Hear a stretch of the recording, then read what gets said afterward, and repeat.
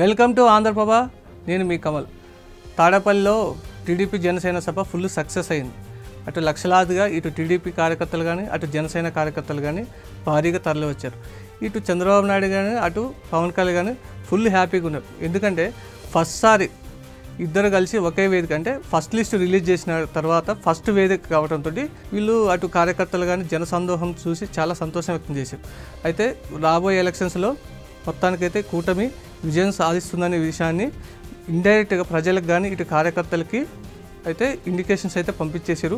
ఇటు కార్యకర్తలు కానీ ఇటు టీడీపీ కార్యకర్తలు కానీ అటు జనసేన కార్యకర్తలు కానీ వాళ్ళు రెట్టించిన ఉత్సాహంతో సభకు భారీగా తరలి వచ్చారు. అయితే ఇలాంటి పరిస్థితుల్లోనే ఇటు బీజేపీ కానీ ఇటు టీడీపీ కానీ జనసేన కానీ ఇంకా పొత్తుల విషయంలో ఫుల్ క్లారిటీ లేదు. ఇప్పటికే టీడీపీ జనసేన పొత్తుల్లో నిమగ్నం అయిపోయి ఇటు సీట్ల పంపకాలు కానీ ఇటు అభ్యర్థుల ఎంపిక కానీ తీవ్రంగా కసరత్తు చేస్తున్నారు. అయితే ఆల్రెడీ ఫస్ట్ లిస్ట్ రిలీజ్ చేశారు. అయితే బీజేపీ విషయంలో మాత్రం కొంచెం పెండింగ్ ఉంది.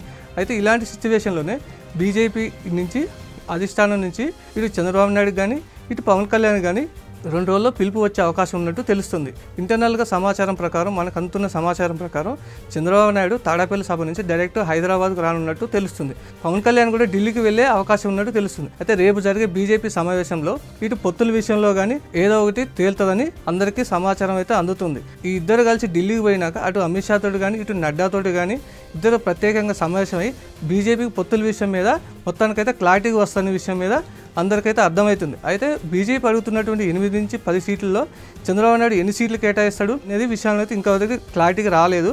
కాకపోతే బీజేపీ మాత్రం గట్టిగా అయితే 8 సీట్లు అడుగుతుంది. 8 సీట్లు 20 ఎమ్మెల్యే సీట్లు అడుగుతుంది.